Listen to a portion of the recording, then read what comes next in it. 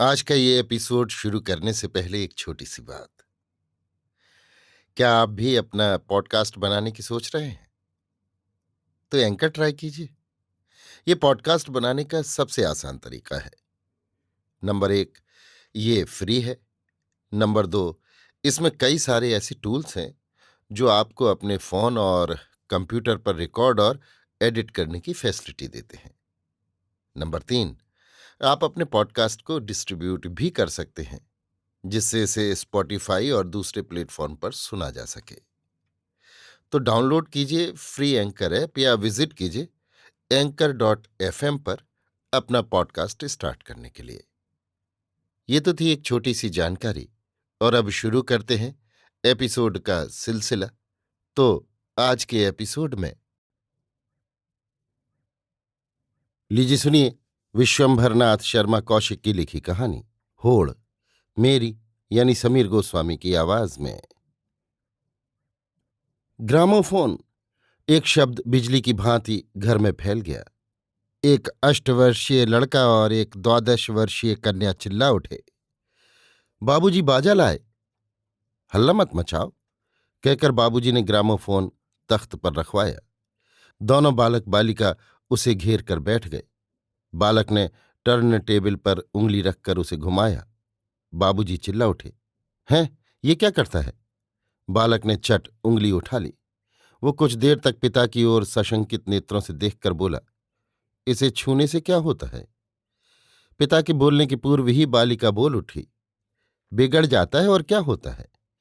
ये कहकर बालिका ने गंभीरतापूर्ण उत्सुकता से बाबूजी के मुंह की ओर देखा, मानो वो बाबूजी के मुख से अपनी बात का समर्थन सुनना चाहती है।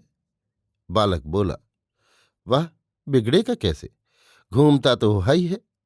बाबूजी बोल उठे, ऐसे घुमाने से बिगड़ जाएगा? लो, मैंने तो पहले ही कह दिया था।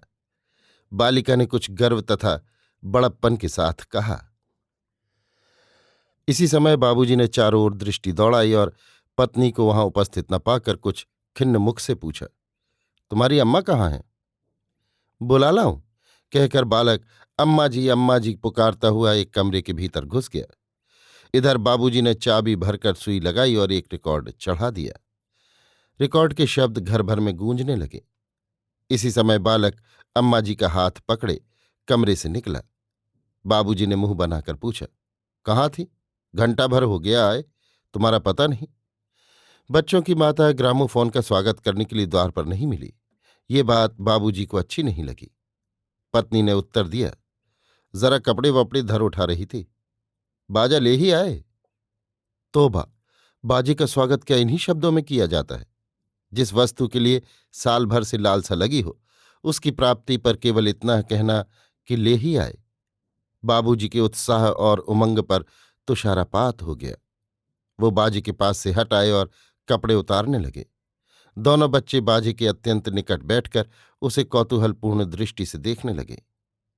कितने का मिला? पत्नी ने प्रश्न किया। जितने का मिला ले आया, पति ने अन्यमनस्कतापूर्वक उत्तर दिया। देखो बाबूजी, रज्जू बाजा छूता है, बालिका ने कहा। कहाँ छूते हैं, झूठ मूठ नाम लगाती है।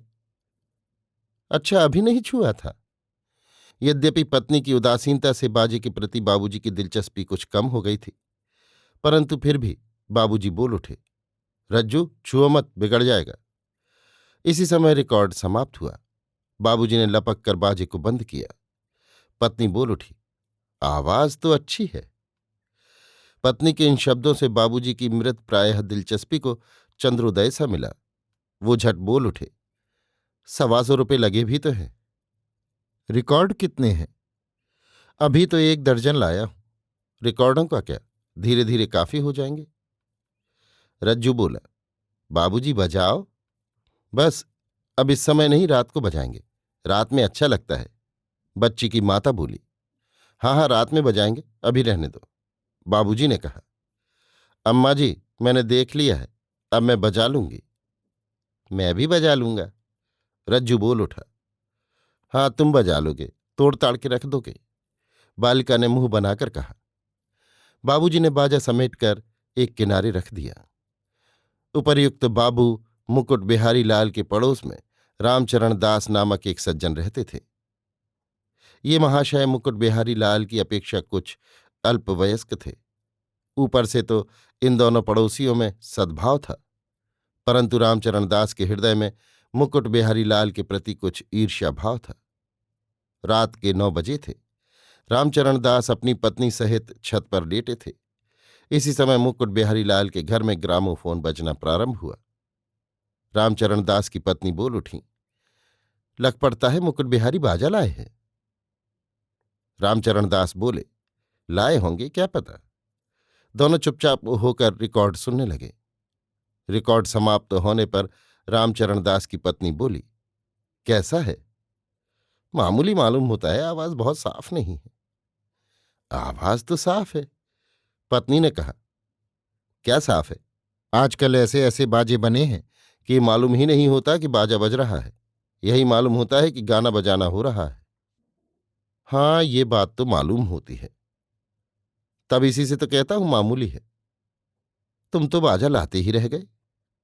मैं जब लाऊंगा तब बढ़िया लाऊंगा। मामूली बाजा कहो, कल ले आऊं, परंतु मैं लाना नहीं चाहता। चीज लावे तब बढ़िया लावे, घटिया लाने से तो कोई लाभ नहीं। सुनो सुनो, ये रिकॉर्ड अच्छा है। क्या अच्छा है? रिकॉर्ड ऐसे बढ़िया बने हैं कि सुनो तो कहो। ये सब सस्ते रिकॉर्ड हैं, 20-20 आने वाले। बढ़िया रिकॉर्ड 4-4, 4.5 रुपए के आते हैं। नीलाम से लाए होंगे।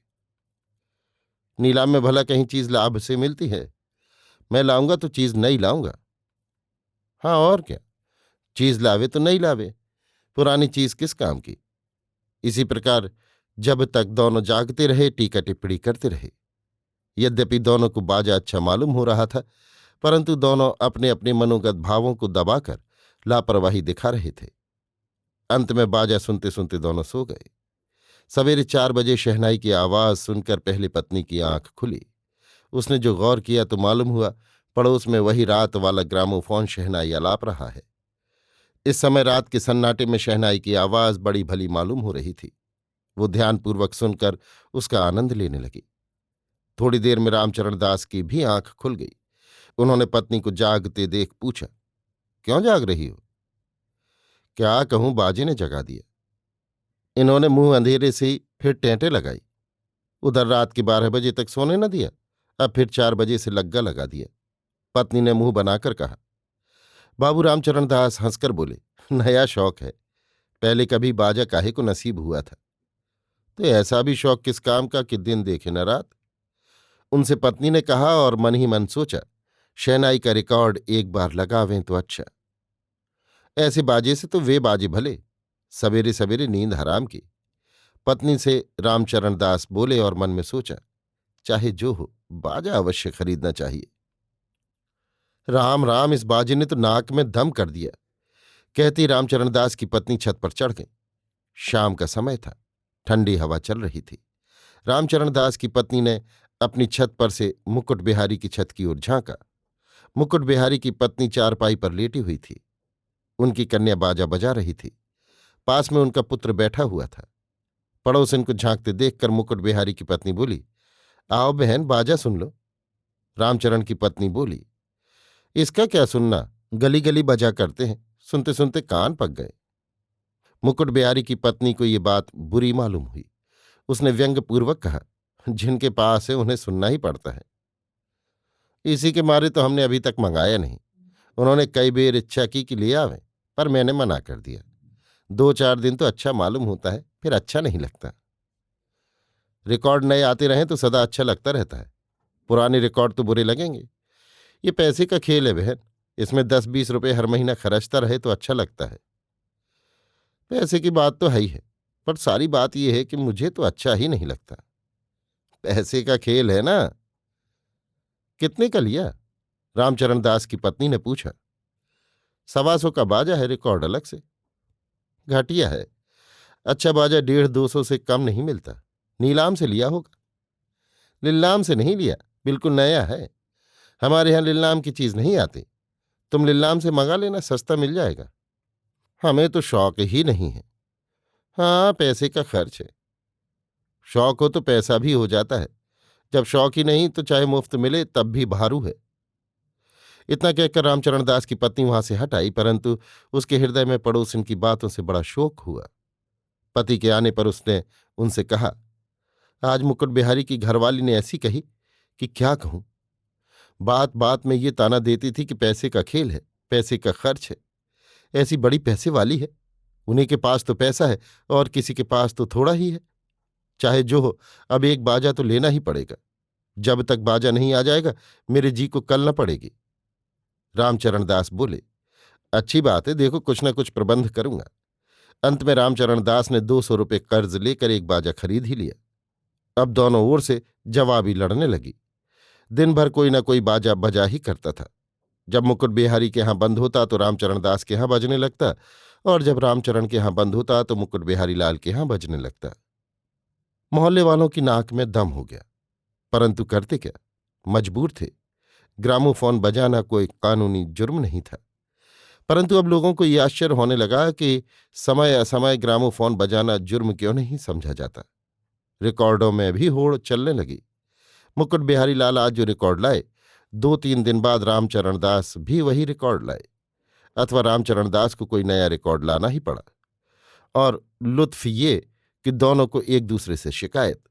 जब मुकुट बिहारी के यहां बजता तो रामचरण दास नाक भौं से कोड़कर कहते कि जब देखो तब टेंटे लगाए रहते हैं, न दिन देखे न रात। इसी प्रकार मुकुट बिहारी के घर में भी रामचरण दास के यहाँ समय को समय बाजा बजाने की चर्चा होती रहती।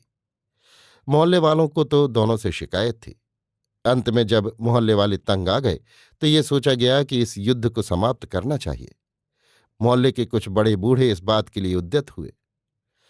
एक के घर पर समय नियत करके दोनों बुलाए गए और उनके सामने परिस्थिति रखी गई। मुकुट बिहारी सब सुन चुकने पर बोले, ग्रामोफोन बजाना कोई जुर्म तो है नहीं। जुर्म होता तो हम लोग आपसे न कहते, तब सीधे पुलिस से कहते। एक महोदय बोले, भला बताइए तो ये भी कोई बात है कि रात के 12-1 बजे तक चिल्ल पौ मची रहती है? और 1 दिन हो, 2 दिन हो, 4 दिन हो तब तो खैर है, रोजाना का यही किस्सा है। नींद हराम हो गई। जहां जरा नींद आने लगी कि वहीं संवरिया ने मारा नजर भर के। संवरिया साली की नजर पड़ी नहीं कि नींद देवी रस्सियां तोड़ाकर भागी।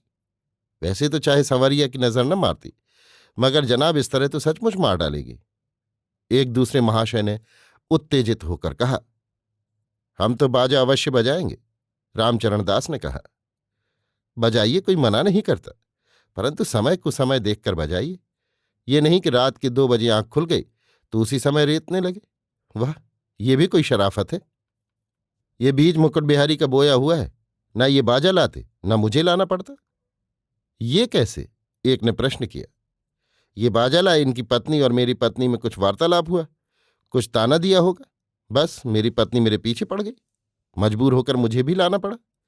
इस बाजे के पीछे मुझ पर 300-400 का कर्ज भी हो गया। अब आपके यहां जब कोई नया रिकॉर्ड आया तब मुझे भी लाना पड़ा। ये सुनकर उपस्थित लोग बहुत हंसे। अंत में दोनों को समझा बुझाकर उनमें संधि कराई गई और आपस की ये होड़ बंद करने के लिए उनसे प्रार्थना की गई। अब आजकल मोहल्ले में शांति है। कभी कभी मुकुट बिहारी के यहाँ और रामचरण दास के यहाँ घंटे आध घंटे के लिए बाजा सुनाई पड़ता है। सच बात तो यह है कि वे दोनों स्वयं बाजे से ऊब चुके थे, परंतु केवल होड़ के कारण बजाया करते थे। जब होड़ समाप्त हो गई तो उनका शौक भी समाप्त हो गया। अभी आप सुन रहे थे विश्वंभरनाथ शर्मा कौशिक की लिखी कहानी होड़, मेरी यानी समीर गोस्वामी की आवाज में।